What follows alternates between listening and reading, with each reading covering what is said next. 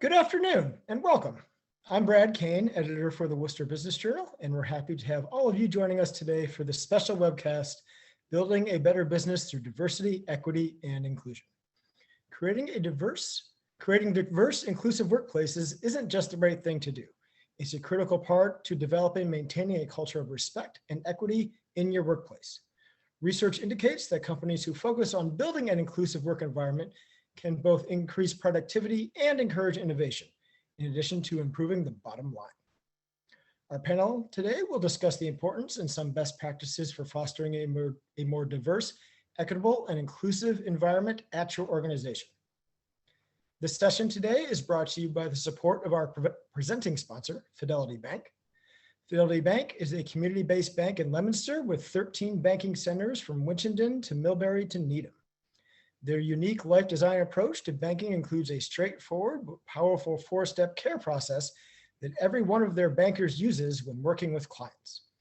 With this caring approach, Fidelity Bank clients get the clarity they need so they can move forward with confidence. Throughout its nearly 140-year history, Fidelity Bank has been supporting and caring for clients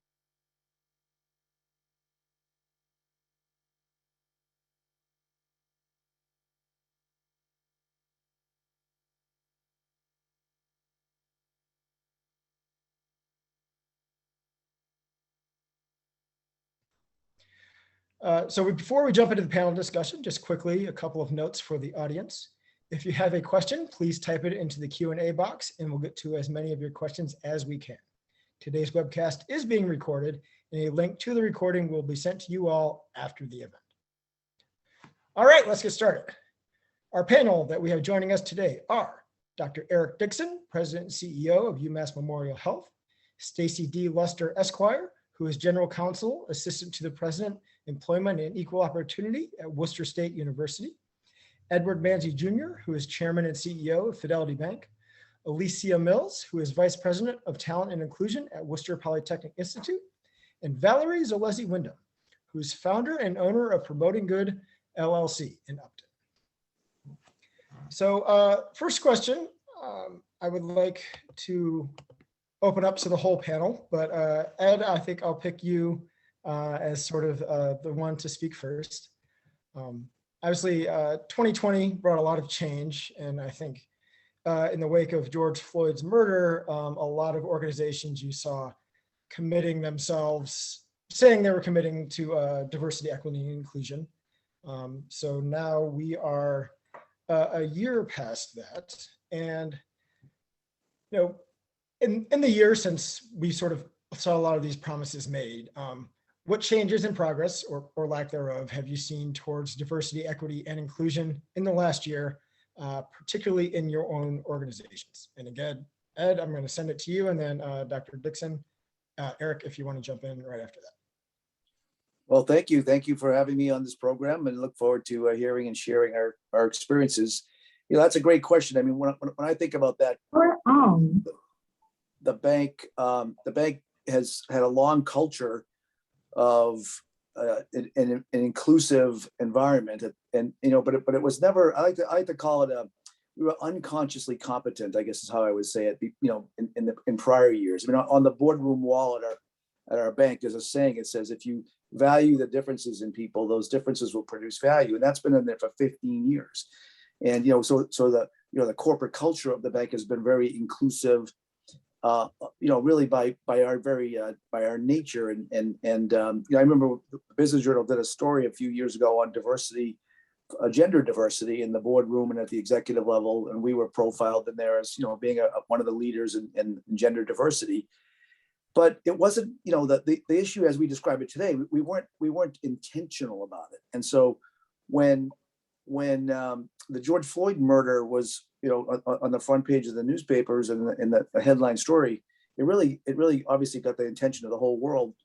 And I reached out to Sheila King Goodwin, a Black woman on our executive team, a mother of two, local Worcester family, and a professional. And I said, Sheila, tell me what is this like through your lens? I wanted to understand better what was going through her family's mind and and her experiences. And what she shared with me about the perspective that her and her family had on this was really, it just struck me in an unbelievably profound way.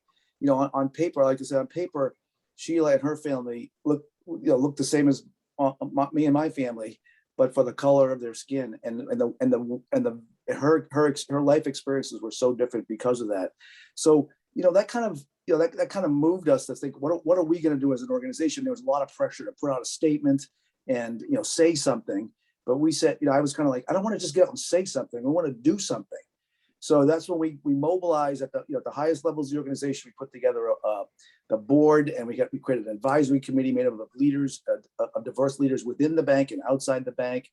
And we formalized it, and we created an inclusion and diversity council in the bank of a cross section of the bank employees and staff.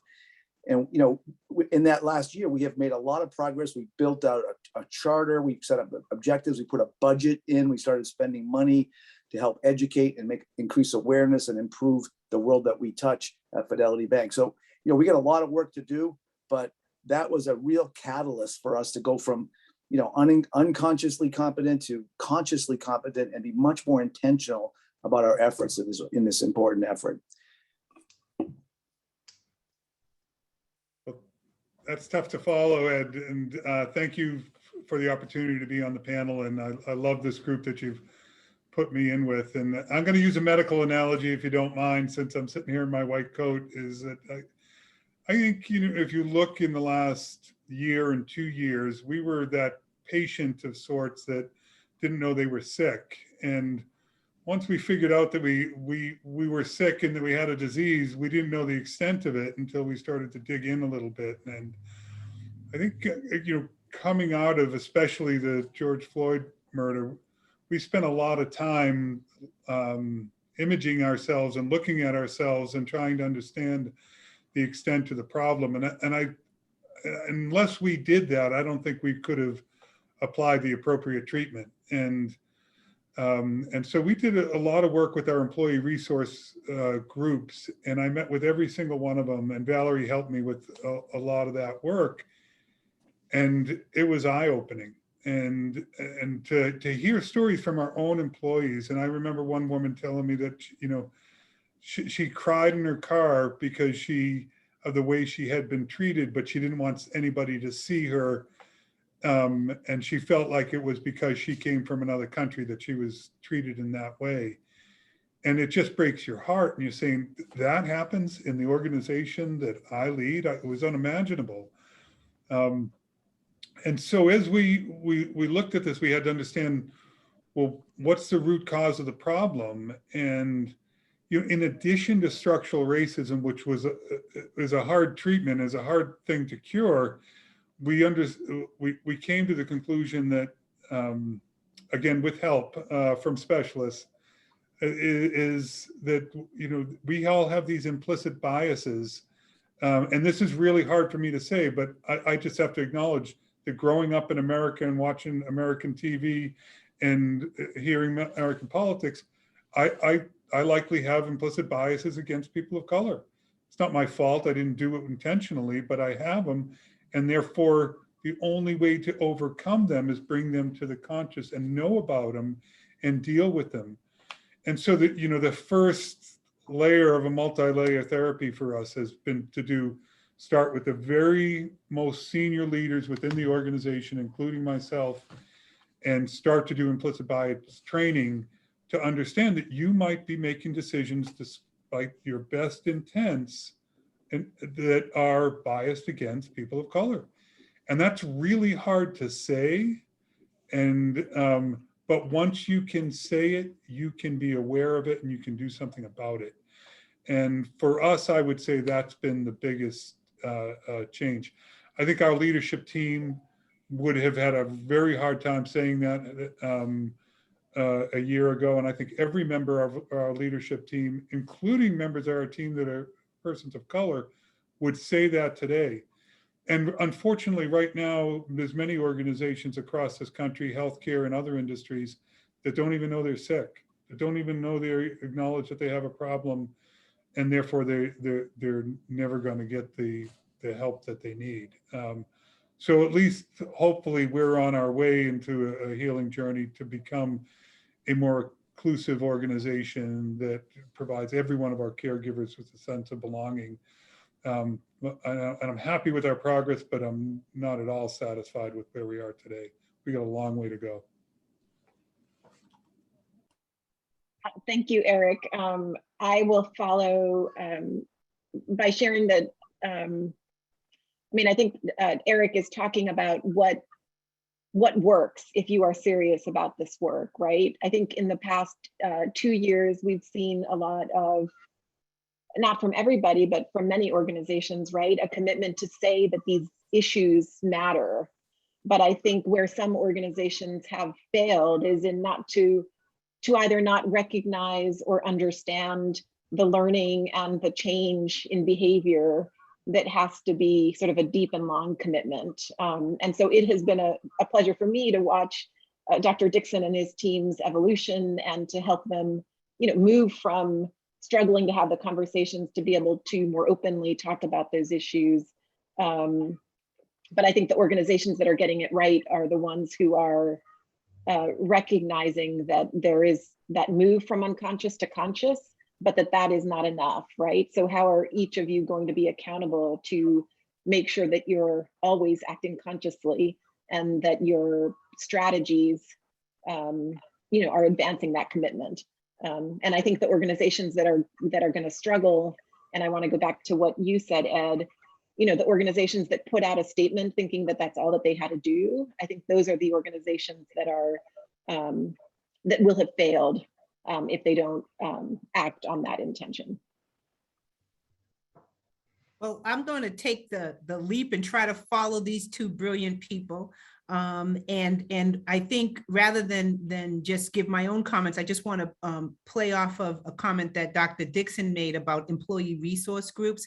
I don't think that everyone knows what those are, and I'd like to add some definition to them, and so that people can understand that when you have people of color working in your organization or other underrepresented protected groups working in your organization, not only do they see the world differently, but their ability to connect and bring their full selves to the workplace sometimes can be challenged and compromised. And so one way that an organization can make sure that your good work of recruiting people from underserved backgrounds is successful, so that you can retain them, is to develop opportunities for them to come together.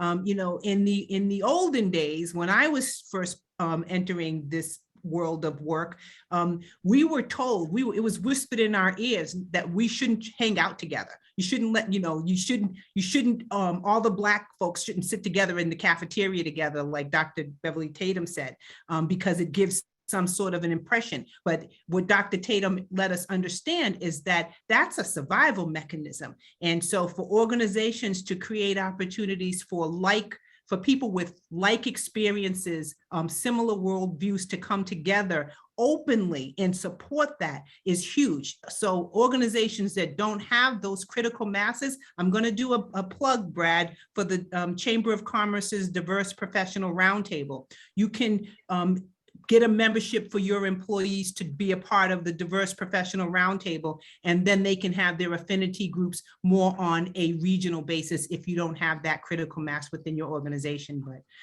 thank you for mentioning employee resource groups, Dr. Dickson. Well, I will follow behind all of these brilliant people. And I'll say for us in this organization, I think it comes with a readiness and readying the ground. And by that, I mean, like, the people that are perceived to be in the majority have to develop a mindset where they don't feel like they are losing something, but rather by embracing diversity, they are gaining something, and there's something for everyone to gain. And I think this is it has to do with engaging your culture when you begin this work. And the desire has to stem from them viewing that this is a gain, this is a net win for all individuals engaged in this process.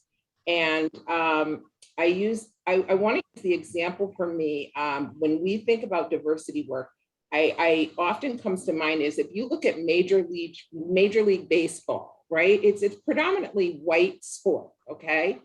But Major League Baseball players do not get upset when their scouts go to the Dominican Republic or Japan or wherever to recruit the best in class. They are excited and they embrace that. And they embrace that because they know that those people have a skill set that is going to make for a winning team. And we will all win once that is embraced, right? But there's the mentality that our scouts are going out to get this diverse talent because this is the best talent we have.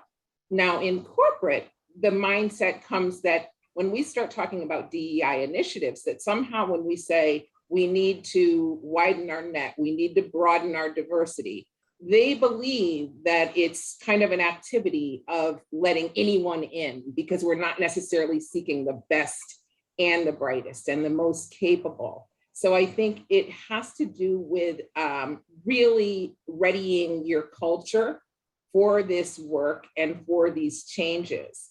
And here at WPI, we began this journey several years ago. And so I purposefully call it a journey because this work is not for the faint of heart. It's tough work, it's gritty work, and people that work in this space or in these spaces are very committed to the cause, and they understand that this is an evolution. It's not a short-term venture. It's not a long-term project. It requires passion, commitment, funding, buy-in, socialization. In order for you to weave that into the fabric of an organization's DNA, you have to do the legwork. So at WPI, fortunately, we began this legwork before there were major social justice issues in this country coming to the forefront. And we started about 3 years ago with something called Project Inclusion, where we spent 3 years looking internally and examining our culture, our biases, identifying the work that needed to be done. And then after that, we started down a path called SIE, which is our Sustainable Inclusive Excellence Plan. And that's where our DEI professionals work with every division in various departments to identify goals and outcomes that would help support overarching institutional strategic objectives. Now, we still have a long way to go, and we have a lot of work to do. And we have a lot of, a lot of wonderful changes to make in this institute. But we did receive the HEAT Award in 2020 and 2021 for Higher Education Excellence and Diversity. And it recognizes colleges and universities that demonstrate an outstanding commitment to diversity. And I can say that our board, our leadership, our president is so committed to DEI and us weaving that into the fabric of the work that we're doing. And commitment comes in many ways, right? It comes in financial, it comes in support, it comes in buying into it, being at the forefront in the goals, the way that we do our work. So we have a lot of work to do. We have not even moved the needle nearly where we aspire to, but at least the process is underway. So that brings me a lot of pleasure. Well, thank you all for sort of the first round. So in advance of this panel discussion, I did kind of come up with a list of questions that I was hoping to get to. Now, Stacey, I really only have one, which is 4 people spoke before you and you called 2 of them brilliant. So I don't think I want to know the answer, but let's say I'll take myself out of the running for that one, but I don't know if you want to. Sorry, I don't mean to put you on the spot. Well, you're brilliant. You put us together. So you know. I'm definitely not the brilliant one of the 4 that spoke before you. So I will definitely take myself out of the running on that one. But, I think as we spoke before, a lot of what we try to do with the panels is give, our audience a lot of tangible things that they can do moving forward, coming out of the session, like something you can even do the second they click off. And I think with DE and I, there's still a little bit of a mystery that a lot of organizations are still trying to decode a little bit. So Valerie, I'm going to direct the next question to you to start, and then whoever else wants to follow up. But how do you bake a desire towards diversity, equity, inclusion into a company culture and all aspects of your organization? What are things that you do in order to take it from wanting to do it to actually doing it? Thank you, Brad. It's a really important question. And what I talk about with my clients is igniting change, right? This work is about transformational equity change. And so I think the first thing that has to happen is that there has to be a commitment, and that commitment has to come from the top. And so, you know, Dr. Dickson is absolutely committed to this as a priority, right? And as a value for the organization. And I think that has to exist. Occasionally I will get a request to support an organization where there isn't that buy-in at the top, and they're not going to be successful. So I think there has to be really, really strong leadership commitment. That's the first piece. But then the next piece is really being concrete. So I think we can think in a very lofty way of the perfect world that we want to live in, right? Where everybody feels a sense of belonging. And so I think sometimes organizations think too big, and you have to lay a foundation. And so it's very important to understand, like Alicia was saying, you know, where is your organization? What are your challenges? So you need to know what your opportunities are so that you create a strategy that is relevant to you and where you are in the moment. And so you need that buy-in at the top. You need to know what your challenges are, and then you have to build that really concrete plan. And the last thing that I will say is that you then have to be accountable to that plan. And so how are you going to ensure, right? It should be in your strategic plan. If it's not in your strategic plan, it's not going to happen. And then how are you going to make sure that all of your leaders and their teams understand that it's a priority, so that they advance this as they advance, you know, the most important priorities that they have. And so I think that those are the 4 elements of the cake that you need to be able to build a really successful strategy. So I will leave it there to allow others to share.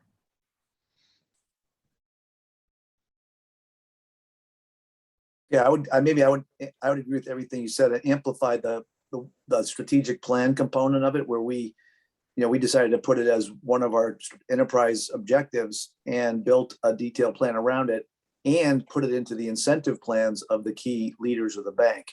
So it gets attention all on a regular basis, gets reported against, and people are putting it at equal par with, you know, growing the loan portfolio or other strategic objectives of the business. So I found that got, you know, immediately said, we're serious about this. This wasn't just a fly by night kind of initiative or idea. I echo both Ed and Valerie in that sentiment. There's no one specific recipe for, in my opinion. You have to understand your culture, and you have to dig into the systemic challenges that exist in your culture and identify those challenges, and then create the platform to be able to address those challenges. And I think you have to measure against the commitments, track progress, report on progress, right? Nothing is more important than letting people know that we're falling into a black hole, that really progress is being made, and sustainable, measurable progress. And I think that also making sure that leaders truly understand the mission at hand and understand DEI fundamentals all the way through, very important lessons, because you can't support what you can't understand, and you can't teach what you can't understand. So it's very important. Education is a key cornerstone of this information, and it creates a space for people to ask questions when they don't know. And I think that is critical. I guess I'll just add that, diversity is not optional. We can either be effective or ineffective in how we approach it. We can be allies or part of the problem. But diversity is here to stay. It always has been here to stay. And I think that we've reached a stage in our societal development where people who are underserved are not going to remain quiet any longer. They will speak out, and they will, tell the president and CEO of a hospital that they felt some type of way. And we want that to continue. And so what I think would position all of us is to accept and acknowledge that diversity isn't new. It's not optional. And do you want to be effective or ineffective? And everybody wants to do the right thing. So you need to tool up and go to people like Valerie and others who can help you if you don't have those resources internally.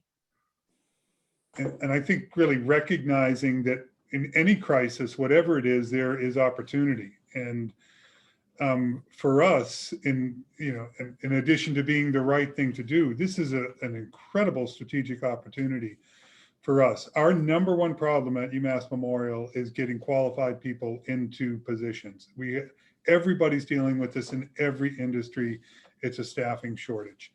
And if we are seen as the most inclusive organization in the region, we're going to fill our positions faster, and we're going to fill those positions with people that better understand our customers. And that's absolutely critical as we work. So for me, and it almost seems like a negative, I see this crisis as an extraordinary opportunity for our organization to move from where we are to where we aspire to be. And yes, because it's the right thing to do, but ultimately it's going to help us achieve our strategic business initiatives as well as our ultimate mission of improving the health of the people that we serve in this region. So there's a piece of me that hopes others aren't as fast to recognize their problem and to solve it and to embrace this, because if we can move faster than everyone else in this space, it's a strategic lever that we can pull to from a business perspective. I couldn't agree more, Dr. Dickson. I think, it's a tremendous opportunity. Anytime you have whole segments of your population, whole segments of your consumer base that are officially underserved, right? That means that there are these new markets and opportunities where you can close gaps that other markets have created. I believe our Commissioner of Higher Education, Commissioner Carlos Santiago, he's quoted as saying that if all of the public universities, community college and state universities and the University of Massachusetts were to just close their achievement gaps with underserved students, we would more than close all of the enrollment gaps, all of the graduation gaps that we've known historically. You could literally solve the problem of having an undereducated community of color in our service population. So I think that is true in every industry. It's true in banking. As we now look at the changes in the markets that were brought on by the pandemic, as well as the digitization of the enterprise. There are underserved communities that weren't a part of any of that boom, weren't a part of any of those strategic opportunities and declines, who are eager and hungry to be served. And so I think that it's a tremendous opportunity. I hope everybody does get it right, Dr. Dickson. I just want us to be first. The idea of put on the gaps that you talked about in my industry, there's a gap, there's a home ownership gap between races. And, this kind of connects to the question about how to bake it in, the education and building awareness of the team of people that I work with.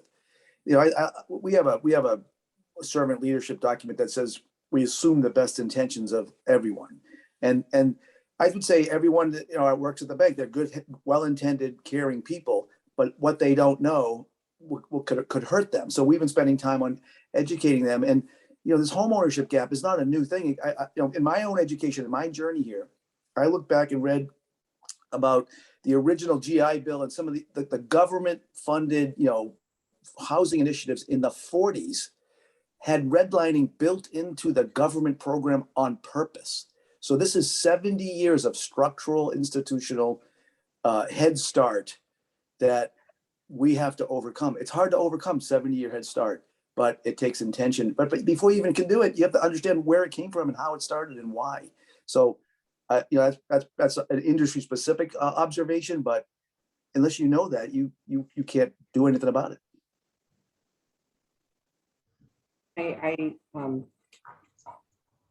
For me, after many years in corporate America, coming to higher education, at WPI, we're working, on college campuses, and we're molding the career path for future leaders. So it's critical that we ensure that they have the space and the tools to advocate for themselves and grow into advocates. Advocacy is so important and it needs to be recognized. And our student demographic is, 18 to 24-year-olds. So you can't imagine the awesome responsibility and the privilege that we have to help these young adults, find their voice and learn how to advocate and understand how to use that voice as they go on to carve out their career paths. This new generation is so amazing and they are very cause-oriented. And it's so important that we open our doors and extend opportunities to those that are interested in engaging in the academic experience of higher education. I think that we have a responsibility to close the gap and make higher education more obtainable. We have a responsibility to make it more accessible, because those are the keys to providing the pipeline to opportunity for underrepresented minorities. So I think it's our moral and social responsibility to increase representation and to increase access. And I really feel like anyone who is desiring of that journey of higher education should be able to achieve that and pursue such a journey. And so for me, remaining committed and dedicated to closing that gap is so integral to the core of our mission at WPI, and I'm sure at many institutes across this country.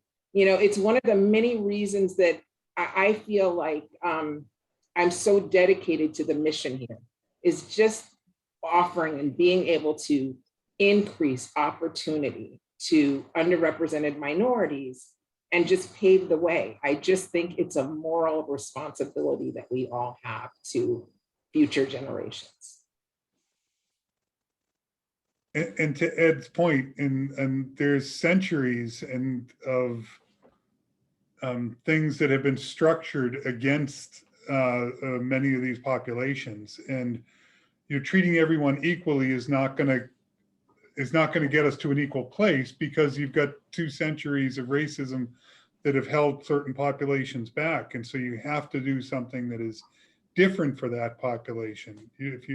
If you treat 2 unequals equally, the one that was higher before is going to end up higher later as well, and that's what can sometimes be hard for people to recognize, that you need to take specific action that is going to take the populations that for decades and centuries have been treated unequally, and intentional effort to rise them up, to make up for that 70 years in the example that Ed gave of prejudice against them. And Dr. Dickson, I applaud you for that, and UMass Memorial in general, because those are tough conversations to have, and those are uncomfortable conversations to have, and they are contentious, because again, when I started this conversation amongst all of you, the one thing I said that was very important was making sure that no one felt that they had something to lose and everyone felt that they had something to gain. So it is a perpetual challenge that we all are going to have to deal with. And I don't know if it will ever result in a win-win. I think it's going to have to be just a, look, we agree that we have got to do things differently. the way that we've been doing them are not working. Sometimes reparations are in order. Sometimes things have to happen, and this has to be understood, okay? People have to be made whole, and there are equity issues that must be addressed. But again, it brings me back to, you know, I do not claim to be the bearer of all answers, because it is something I struggle with as well, is how do you get people on board without making them feel like they're losing something or giving up something? I think it's a challenge we're all going to continue to face, but I applaud you for the work that you're doing. I would just like to add one thing. I've actually been reading the chat, and what you mentioned just brings it to my attention that, you know, we don't want people to feel that they have anything to lose. But of course, people will say, well, what about me? Is this all about race? What about issues of anti-Semitism? What about LGBTQ plus issues? Those are important issues. And I'm sure that UMass has affinity groups for all of those areas. But again, smaller organizations might not be able to do that. But I will speak for Worcester State University. Because of our diversity, equity, and inclusion work, we have created an environment that encourages people to form their own affinity groups, if you will. We now have a Shabbat on campus, which we didn't have before. We now have a really vibrant LGBTQ plus advisory committee.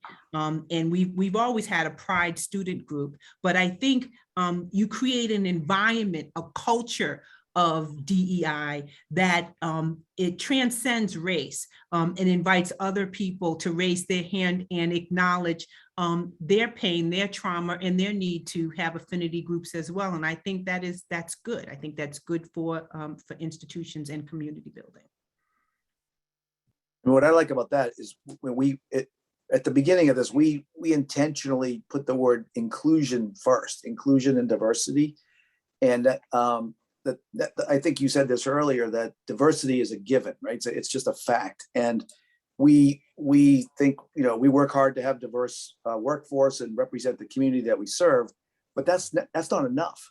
The inclusion part is where the real richness is, to let people's voice be heard. You know, someone told me diversity is a fact, but inclusion is being invited to dance. And dance the dance that you want to dance, not the one that I'm telling you to dance. But you know, you get to dance your dance, I'll dance my dance, and together we'll make some, perhaps, you know, we'll do some special things together. I really think that's powerful, and it's not just race or sexual orientation, or, you know, it's gender. It's even things like personality types, as introverts and extroverts, and people who look a little different than you. And it's my entire career, I've seen people who get judged by the way they walk in the room. You know, that's why we put that up on the wall 15 years ago. If you value the differences in people, those differences will produce value. That's an inclusion comment. I think that, you know, we put a lot of energy into that, and I just wanted to, you know, sort of reinforce that point that you were making earlier. So I think that's key. Make people feel safe to be who they are, and their voices heard. So there's some great questions flowing into the Q&A part, and I do want to make sure I get to at least one of them. And a lot of what we're talking about is on the organizational level and how to impact things from the top down, which, as you all mentioned, is extremely important. The question coming from Anthony, I'm sorry if I'm going to butcher your last name, but Anthony Adade. I'm paraphrasing here, but he's using the example of if you've been following football at all in the last week, John Gruden, the head coach of the Las Vegas Raiders, resigned on Monday after it was uncovered he used a racial slur in an email against a Black man who I think headed the labor organization. I might be getting that wrong. But Anthony's question sort of in that realm is, you know, if you're, you know, a CEO or, you know, just an entry-level employee, and you see someone in your organization exhibiting that kind of behavior, how do you move forward? Like, how do you address it? How do you, like, if I get a nasty email that is talking about someone else that, you know, I think crosses a line, like, what do I do other than saying, hey, don't do that? Like, because that doesn't seem like enough. So whoever wants to jump in first, feel free. So I mean, I think what I will say is that there are two things that need to happen to support action in response to that. I mean, the first one is that every organization has to do work to create expectations of what behavior is appropriate in an organization, and then to communicate that it is an expectation that there will be sort of mutual and joint accountability, and not punitive, right? But that we all want this to be a place in which we all belong. And in order for that to exist, we have to be able to share feedback with each other, right? Which I call sort of a gift, right? I need to be able to tell, and on this call, I know Eric the best, so I'm gonna say, you know, if Eric makes a mistake, and he and I have talked about it, I have his permission to give some feedback to him. And he's going to welcome that feedback as a gift, because he has said even on this call, right, that he doesn't want his organization to be a place where anybody feels like they don't belong. And so we have to create space for those conversations to happen. And then we have to personally be brave enough to act in that moment. And I teach a framework called the equity pause, which is aimed at helping you when you're in that moment where you notice that behavior, or maybe you even notice yourself making a mistake, that you say to yourself inside your head, right? Or maybe outside, I have a moment here, I have a chance to do the right thing, to act with equity. And so I'm going to choose to do that, even if it's hard, even if it's uncomfortable. Because those are the kinds of changes that if we can amplify them, right? And if they can happen in a recurring basis across an organization, can really shift the culture.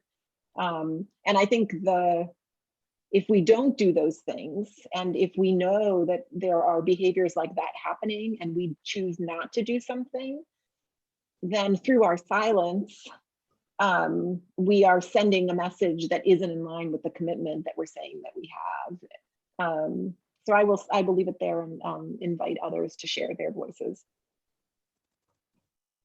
I think the standard you walk by is a standard you accept for your organization. And if you say we're an inclusive organization and we're up here, but you as a leader within that organization see something and don't address it, you've just lowered the standard for the organization, and with your actions, regardless of, as I was describing, a sign that you have on the wall. I have debated for 10 years as a leader at different levels within this organization and others, whether or not when somebody says something inappropriate or treats somebody in a way that's not consistent with our values of our organization, if I address it right there in front of the group, or if I address it later with that individual. And I may be completely wrong here, but for years I tried to address it with the individual later. And if I'm a group of 10 people and I'm a leader in the organization, now that person knows that I find that behavior to be acceptable. I told 9 other people with my actions of not addressing it publicly that it's okay.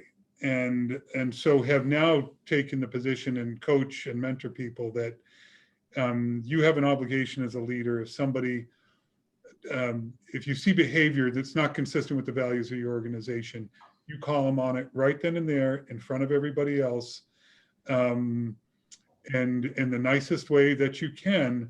But that's going to send a message to everyone and give them the courage to be able to do it later.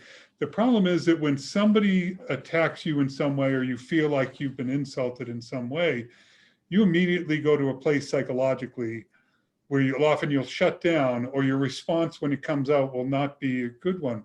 But your friend and your colleague isn't in that same place, and they can help defend you.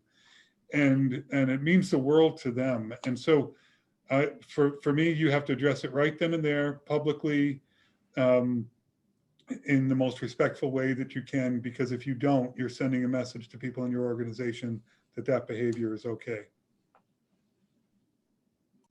That should be a public service announcement. That was beautiful. Thank you. Thank you for saying that, Dr. Dickson. You know, in a sort of a micro way, one of the things that we have been saying in our interview recruitment process for a decade or more is, when we go through all the cultural expectations and the behavior expectations on the way in, at the end of every interview, we say, I just want to say one thing. Everything you heard, we really mean it. They're like, why are you saying that? And I said, because I remember hiring someone in a very senior position years ago, did all the same stuff. They came to work and they started doing the wrong behaviors. And I talked to them about it. And I said, don't you remember that I said all that stuff in the interview? And they said, everyone says that, but they don't mean it. I'm like, no, we really mean it. So it's almost like that simple, blocking and tackling one person at a time. And then it takes root. I totally agree. If you let it go once, then it's you don't really mean what you said, then you lose your credibility.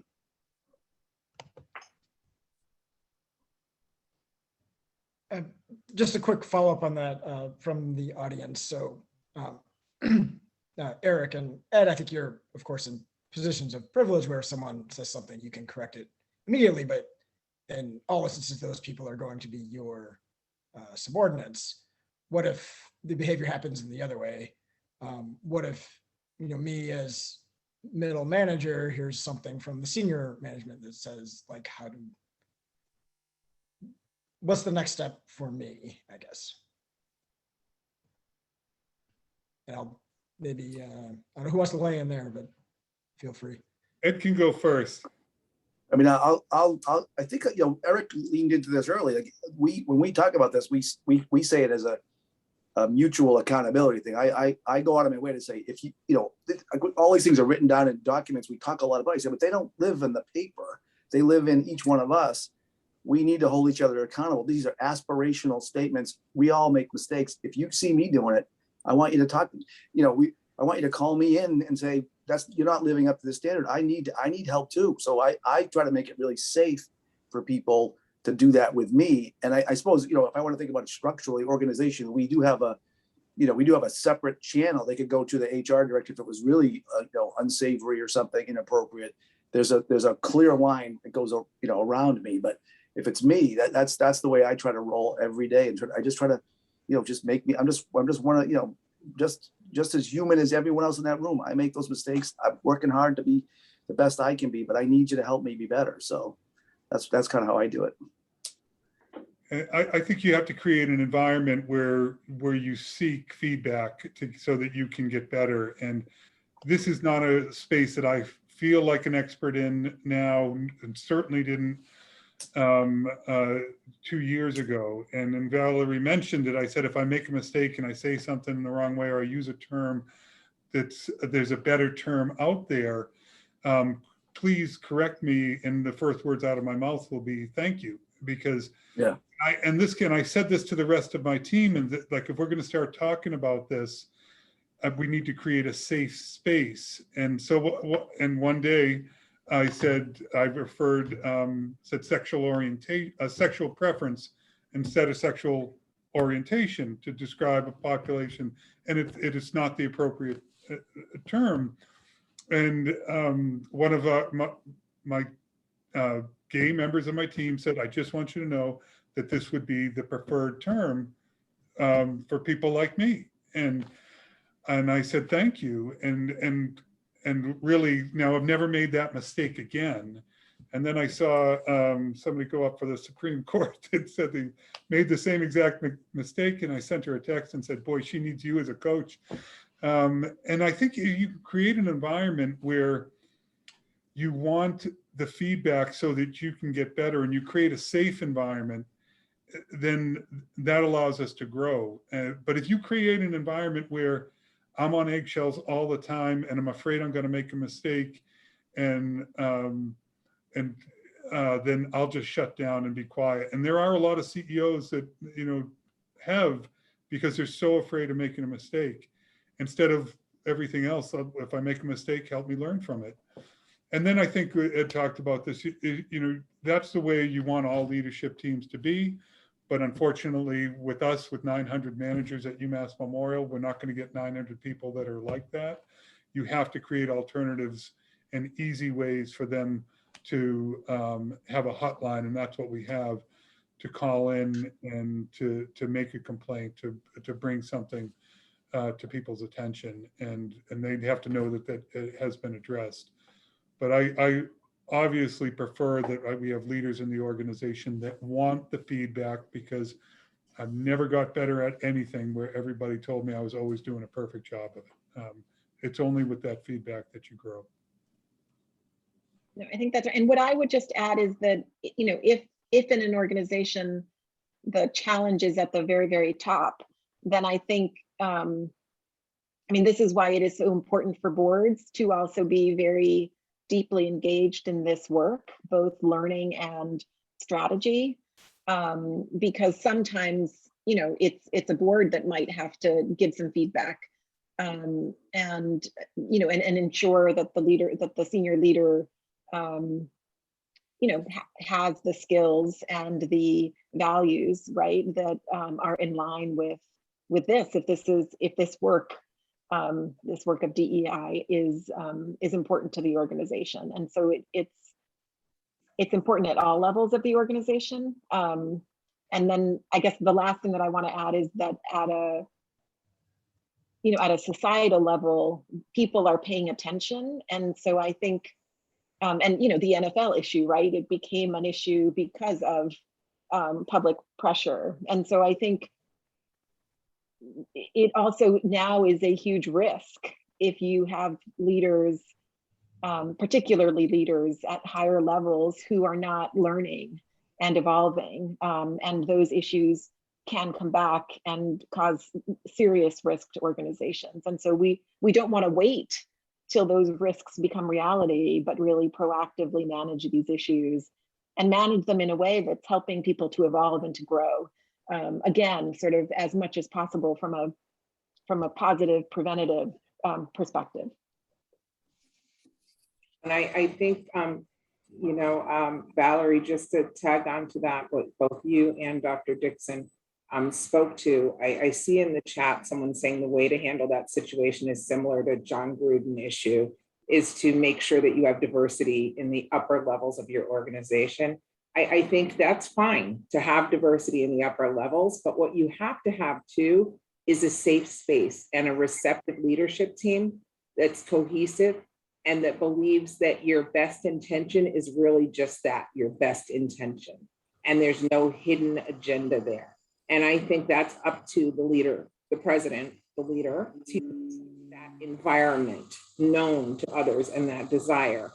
And the leadership team that we have here, I just feel extremely comfortable in my own skin. And so I would feel comfortable with my peers talking to them about these sensitive issues. We have sought each other out to discuss these sensitive issues and how do we work through these and how do we address these challenges. And for me, the fact that there's comfort in approaching with a difficult issue, as well as me, vice versa, approaching them, speaks volumes. Because if you feel like you're walking on eggshells, and if you feel like everything is going to be perceived as a hidden agenda or you wanting to condemn, you know, that is never going to work. So I think it's more critical than ever to not only have underrepresented representation at your leadership, at the higher echelons of your leadership team, but also to have that safe space wherein they're comfortable sharing their thoughts and their viewpoints, and they are well received, and there's common courtesy and respect given to varied viewpoints and perspectives. So as expected, we could talking for hours and hours here, and I would love to, but we capped it an hour, so I would like to be respectful of everyone's time. I am going to try to squeeze in one last question, which probably means we're going to go a few minutes over, so I apologize. But I think maybe I would like to hear just from each of you one last time. I'm on this call along with quite a few other people. What's the one thing I do today or tomorrow to make my organization better? And we have 6 minutes left, so keep it a little short, but I'll start this one off, and I will say self-assess, self-assess, self-assess. Follow the money. Who's on your payroll? Which, you know, at what levels of the institution are they sitting? Are they in the higher echelons, as Alicia said, of the organization? Who Who do you give loans to? Who do you do business with? And look at it from a diversity, equity, and inclusion lens, and really just follow the money in your organization to determine where you are. This goes right back to the first point that was raised. Dr. Dickson, clearly I'm a fan because I keep referencing you. If you don't know you're sick, you can't fix it. And I think that people have good intentions and they're doing a lot of positive things, but you need to self-assess and determine where you actually are. And the most effective way is to follow the money, see what you're spending your money on. Payroll is usually the #1 cost in most organizations. And so it's really important that you disaggregate that and you look at it by department, by division, by compensation, and things of that nature. And you can do that on your own. It's a lot of work, but you can do it. And then you can go from there to see, what is the next step that would make the most sense and create the biggest value and impact on your organization. And I think, Stacey, I think that to understand going in that DEI work is not a top-down or a bottom-up approach, but rather more of a holistic approach, and that nets the most sustainable outcomes. So I think if you can approach it in a holistic manner, you will net more sustainable outcomes. And my one word of wisdom is, under promise and over deliver. Honestly, you don't set the bar too high because this is tough work and it takes a lot to move the needle and it's exhausting. So under promise, over deliver.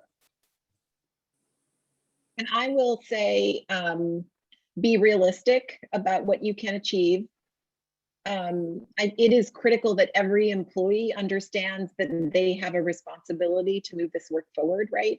And so every person should have a goal that is tied to this work, right? It's not an add-on, it is about changing how you do your work. And then the last thing that I'm gonna say, and in part it's to respond to a question that it was in the chat, is to recognize that often we expect that our brothers and sisters of color are the ones who help us to learn and who leave the work and do the work. And that can be very taxing and is not fair because this is not a people of color or a oppressed people problem, it's all of our problem. And so making sure that we're recognizing, right, our own responsibility and not placing all of the responsibility on others. Well, I would say. Go ahead, Eric. No, you go. So what I would say is once you recognize you have a problem, and you do, I don't care what organization you're in, you probably have a problem in terms of especially inclusion, as Ed was talking about. The best intervention we found that has worked for us is for us to stop before making any major decision or any important decision in the organization and take an equity pause, something Valerie taught us, and just ask the question, how is this going to impact populations of color? How is this going to impact women versus men? How is this going to impact our transgender population? And when you stop and ask that question, especially if you're in a diverse room with your leadership team, you'll make different decisions. And I can't tell you how many things we thought we were heading in the right direction. We stopped and asked that question and we had to change course. And once you start to do that, you'll start to get better and you'll start to heal. Well, first I want to thank the panel members. I wrote all those down. Those are all really good ideas. But mine is maybe advice to other leaders that, the industry I'm in is not particularly diverse. And I like to quote Stephen Covey in his case, where he says, seek first to understand, then to be understood. A lot of people I know have preconceived notions about a lot of things. This being one of these, I think someone said this earlier, confirmation bias. This is how I think the world is. I already know everything. I don't need to know anymore. That seems like such an archaic thought, but there's a lot of people who still have it. So take the time to listen to other people, learn, do your own homework, understand why this is an issue. I think that at the top of the house, that's the very top. And once you start understanding it more and you get more empathy for the situation, then all those other ideas, you're going to own them. You're going to want to run to them as opposed to just doing it because of some pressure from someone else. I think so my advice would be seek first to understand. All right, everyone. Thank you for the awesome conversation. I'm unfortunately going to have to close this out right now. I know these topics can sometimes be difficult to discuss, so I would like to thank all of you for being so open and honest with everything, and Eric about what's going on in your organization, and of course, Valerie, Alicia, and Stacey for everything that you brought and for participation and insight into the organization. I was told my mic cut out a little bit during my intro, so I did just want to give one last plug to our sponsor, Fidelity Bank, who obviously made this happen. And throughout its nearly 140-year history, Fidelity Bank has been supporting and caring for clients in any way that it can. In a world where things are changing so fast and there is an abundance of uncertainty, the benefits of clarity and confidence have never been more important. So again, special thanks to Fidelity Bank, all of our participants and audience members. There will be a recording. You will see it in a link through an email. One last time, all 5 of you panelists, you were all brilliant. And thank you so much for your time, and enjoy the rest of your day. Thanks, Brad. Great job.